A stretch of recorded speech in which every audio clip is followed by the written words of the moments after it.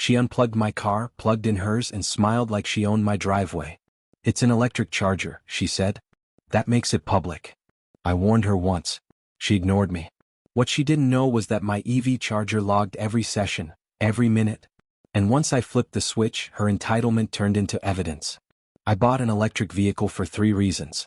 1. Gas prices. 2. Environmental guilt. 3. Because I was tired of stopping at gas stations at 6 a.m. What I didn't buy it for was to become a free charging station for the most entitled woman in my neighborhood. But that's exactly what happened. I live in Westfield Ridge, a quiet, upper-middle-class suburban community in the Midwest. Think cul-de-sacs, American flags, trimmed hedges, and at least one neighbor who mows diagonally like it's a competitive sport. I installed a Level 2 EV charger in my driveway shortly after buying my Tesla Model Y. It wasn't cheap. Between the charger, electrical upgrade, permits, and labor, it cost just over $2,800.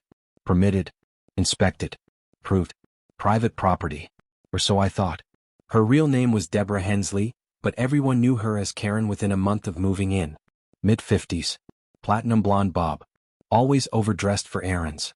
Always underinformed but overly confident. She drove a plug-in hybrid SUV, the kind that technically supports electric charging but mostly runs on gas. The kind of person who wanted the credit of owning an EV without the inconvenience. I first noticed her staring at my charger one afternoon while I was washing my car. "That must have cost a fortune," she said, arms crossed. "It wasn't cheap," I replied politely. She nodded slowly. "Interesting. That was it. Or so I thought." 2 weeks later, I came home from work and froze. My car wasn't charging. Instead, Deborah's SUV was parked halfway into my driveway, plugged directly into my charger like it belonged there. For a second, I thought it was a mistake. I checked the curb. No emergency. No hazard lights. Just entitlement. I knocked on her door. She answered with a tight smile. "Oh, you're home already? You're plugged into my charger," I said. "Yes," she replied casually. "I needed a quick top-up." I stared at her. "You came onto my property." She waved a dismissive hand. "It's an EV charger. Those are basically public infrastructure." That sentence hit me like a slap. "No," I said slowly.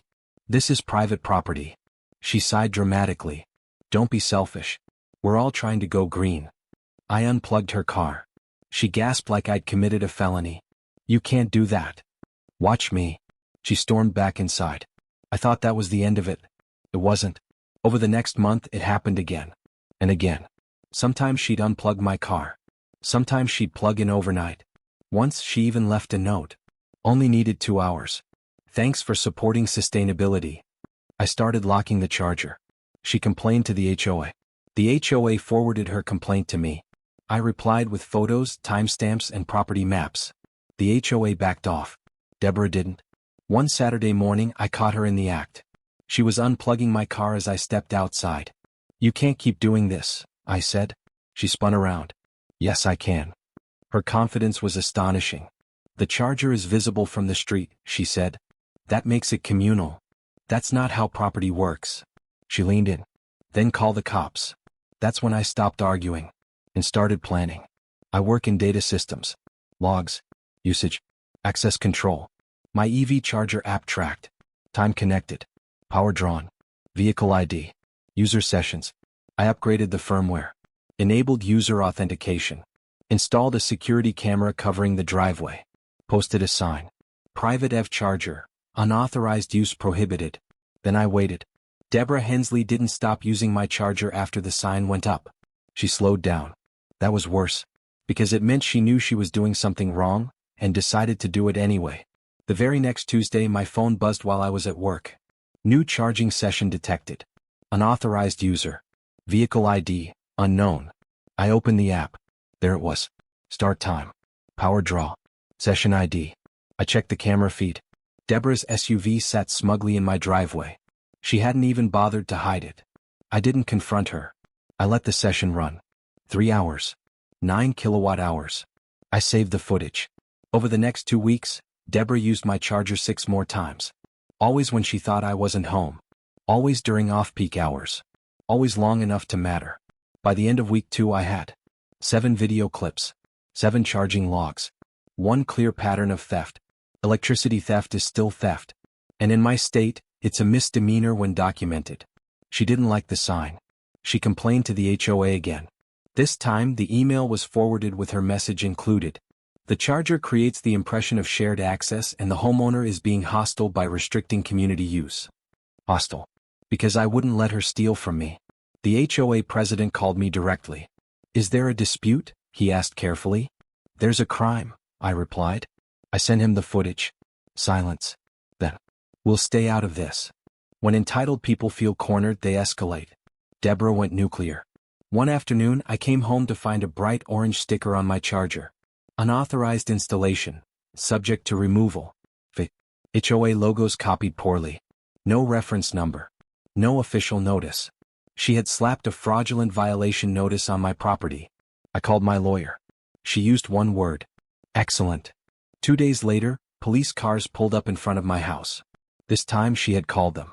She stood on the sidewalk, arms crossed, smug as ever.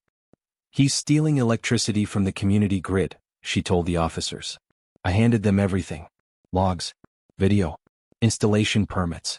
Property survey. The officer turned to Deborah. Ma'am, you've been using his private charger. She scoffed. It's outside. That doesn't make it public. Then the officer asked the key question. Did he give you permission? She hesitated. That pause was everything. The officer explained it calmly. Unauthorized use of utilities. Trespass. Misuse of emergency services. Deborah's face drained of color. I was just charging. You were stealing, the officer corrected. They issued her a citation. Neighbors watched from porches. Phones came out. Her reputation shattered in real time. A week later, she received a formal demand letter. Itemized charges.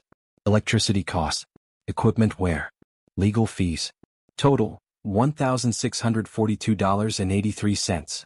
She ignored it. That was her final mistake. Deborah Hensley thought the citation was the end of it. She paid the ticket quietly. She avoided my driveway. She stopped looking at my charger altogether. To her, it was damage control. To me, it was confirmation that the trap had worked. Because the charger was never the real issue. Control was. 2 weeks after the police incident, the HOA president emailed me directly. Subject line. Request for documentation. Deborah Hensley. That alone told me everything. They weren't asking to protect her anymore. They were asking to protect themselves. I forwarded everything. Every log. Every video clip. Every email complaint she had ever sent me. But Rachel, my attorney, added something extra. A timeline. It showed a clear pattern. Unauthorized property use. False HOA notices. Police misuse. Harassment. And when the HOA cross-checked their records, they found something uncomfortable. Deborah had never once filed a formal request to use shared infrastructure. Because she knew the answer would have been no. The next HOA meeting was packed. People weren't there for landscaping updates. They were there for Deborah. She arrived late. No clipboard. No confidence. Just tension. When the floor opened, the HOA president spoke carefully. We need to address ongoing complaints regarding misuse of authority and community disruption. Deborah shot up. This is retaliation, she snapped. He's trying to embarrass me. Rachel stood. No, she said calmly. He documented you. That difference mattered. They played the footage. Deborah unplugging my car. Deborah plugging in hers. Deborah glancing around before doing it. The charging logs synced on screen.